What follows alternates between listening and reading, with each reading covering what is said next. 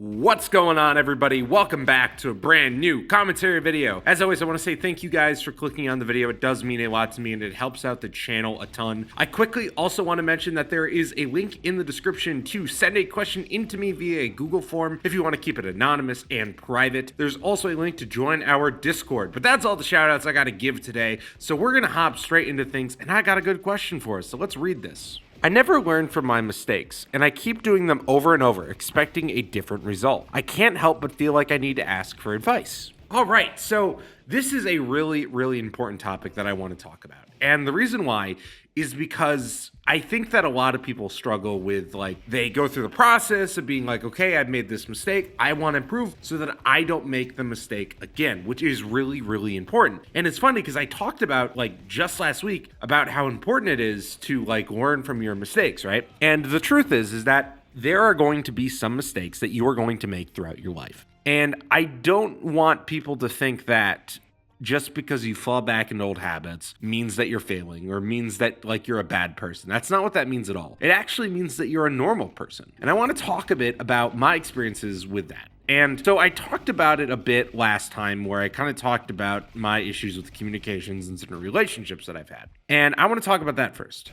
So for me, it's always kind of been a challenge to open up. And it's always been a bit of a challenge for me to be honest with people sometimes. And I feel like sometimes I hide my feelings too much. And especially when a partner or something wants my opinion on something, I need to be able to open up about that. And that's something that I've struggled with a lot in my life. And I also have struggled a lot with, with different goals that I've had. Where I give up on the goals because I find it too difficult. Or I can't see myself completing the goal, which is where the advice comes in. I have two major things that I want to talk about today. I want to talk about motivation, and then I also want to talk a bit about proving yourself wrong. And I want to talk about proving yourself wrong first, just because I've talked about motivation a lot, so I just want to cover that near the end. I'm just going to explain it really quickly. So anyway, let's get into proving yourself wrong. So here's the deal.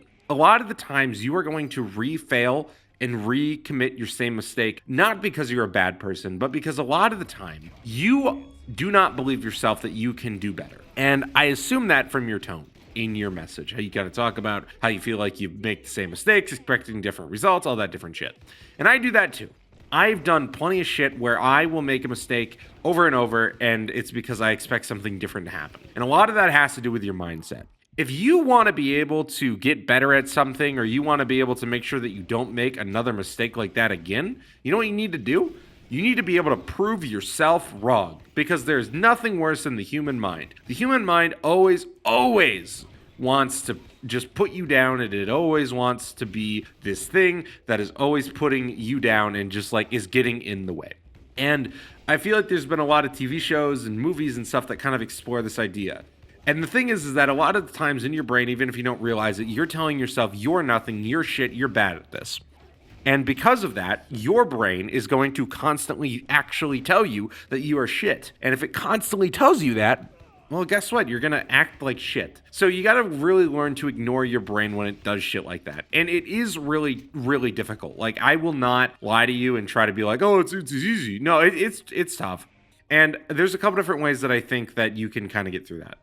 I think the number one way of getting through that is that you need some semblance of a support group. And I know that everybody doesn't have the luxury of that, but that is truly the most important factor that you are going to need if you are trying to get over this self-destructive behavior like this, where you just give up because, your brain is telling you that this is a dumb idea.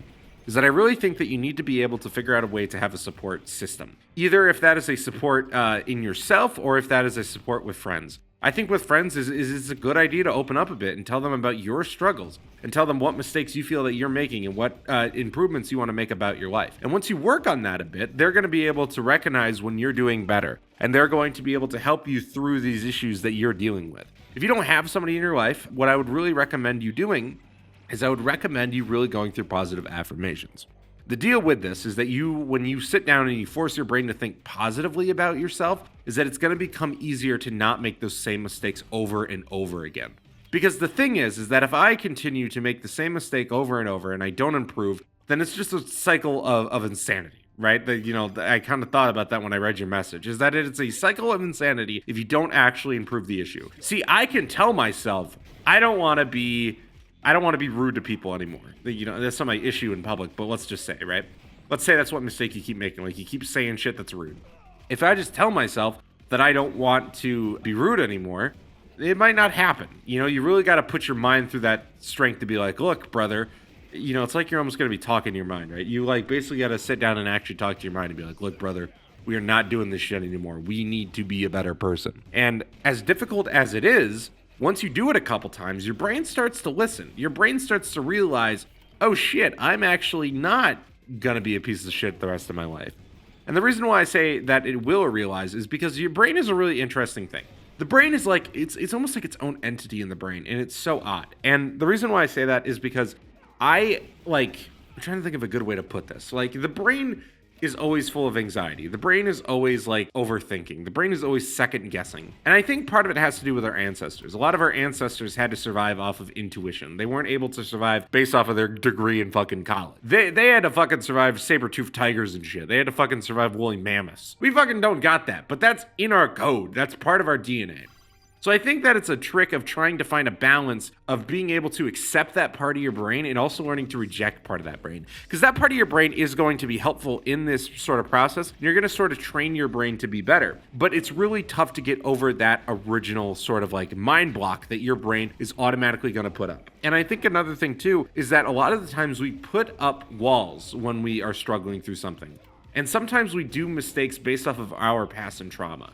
So, like, I would really kind of sit back and think, like, am I dealing with something that I've never addressed and I've just struggled with it my whole life and I just have choose to ignore it? Because I know people that have done that a lot. That's a big, like, sort of like connection with substance abuse is traumas in their brain. And a lot of the mistakes you make is a result of your trauma as well. So I think that that's another really important thing just to sort of stop and look at from time to time. And I want to talk a little bit about motivation. And I would recommend, I'm going to tell kind of the Cliff Note versions.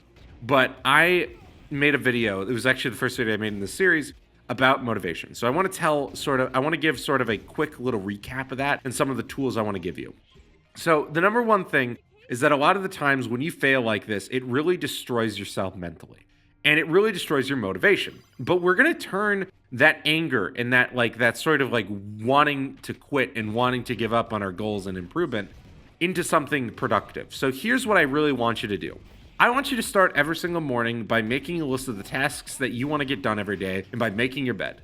And the reason why, and it seems like this may not help with your goal, but I promise you it will. Basically, what you're going to do is you're going to start your morning every single day by, first of all, making your bed. Get the fuck up, make your bed. After you do that, go through and make a list of all the tasks that you need to get done throughout that day. And the reason why you're going to do that is that every single time that you work your brain to sort of like tell yourself that you are able to do things is that it's going to be able to do things. So basically, I'm telling it that I want to clean my room. I'm telling it that I want to get these tasks done. And when you start doing these tasks, your brain is going to realize, oh shit, we can do these tasks. I don't need to be a little fucking anxious bitch that is going to push everything away and like create walls for you. Instead, what your brain is then going to do is that it is then going to react by letting you get away with a bit more. Your brain is going to become a little bit more lenient and make it a little easier to get through a lot of the struggles that you're talking about in your message here. You're talking about how you are struggling with your identity and like struggling with like dealing with making mistakes. And when you start doing small things to improve your life, it's going to be easier to avoid mistake and improve exactly what you want to be and who you want to be. If I simply sit here and do not improve and I don't try to motivate myself at all, then shit isn't going to get done. My brain is going to become more and more static. That's a really important factor here too, is that when you do not improve whatsoever and you stay static as a person, your brain is not going to want to improve because you haven't challenged it. You haven't done anything that makes it excited. It doesn't have anything to fucking thrive off of. Instead, all what it has is your awful fucking ideas that you are a shit person. And you're not a shit person. You just got to work through some of this shit and find out exactly who you want to be and where you want to be in life and why you want to change these things. And that's the other important thing, is that you need to understand why you want to change these mistakes that you're making. Is that you want to be able to tell yourself that these mistakes do not define me. A lot of people will let mistakes define them. No mistake really defines you, unless it's like fucking murder or something. But like for the most part, mistakes will never define you. Everybody makes a mistake. I make mistakes all the time. Whether if it's a fucking typo in the fucking thumbnail or I dropped a fucking bottle of fucking pop. It doesn't matter. What matters is how I adapt to the situation. A lot of life is adaptation. And if you're not able to adapt to small things, is that you're going to struggle to adapt to big things. So that's really the major thing that I want to give you advice on, is just make sure that you learn to adapt and learn to change yourself. Don't be afraid that there is going to be some challenges along the way in this journey, but I promise you, with a little bit of practice and going through a little bit of motivation structure and giving yourself some affirmations and trying to improve, it's going to be easier to get over these small mistakes that you're making. And I'm assuming they're small mistakes by the sound of it. It doesn't sound like you're making something ridiculous. It's all about training. It's all about practice. So that's really the important thing that I want to tell you about today. So that's really all what I wanted to talk about today, guys. Once again, there is a link to submit a question via a Google form, or you can leave it in the comments or send a message via social media. I don't really care how you do it, but that's up to you guys. Also, there down in the description, there is a link to join our Discord. We like to sit in there, chat, all that great stuff with you guys. We give you sneak peeks to videos, all that great stuff, and you get some input on some stuff. But anyways, thank you guys so much for making it to the end of the video. As always, you guys do mean a lot to me, and I hope to see you in the next video. So anyways, bye.